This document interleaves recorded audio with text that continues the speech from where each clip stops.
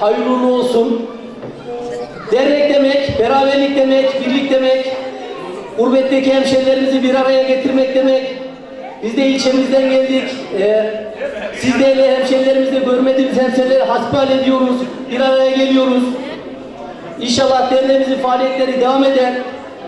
Biz de elimizden geldiği kadar Orta Belediyesi olarak da başkanın adına söz vereyim. İlçe başkanı olarak da elimizden ne geliyorsa başkanımıza yardımlarımızı yapacağız.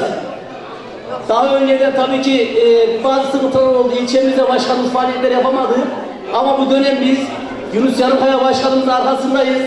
İlçemizde üstümüze ne düşüyorsa biz yapmaya hazırız.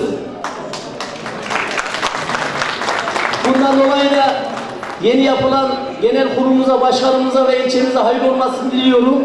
Sizlere de Cenab-ı Allah'a emanet ediyorum. Sağ olun, var olun.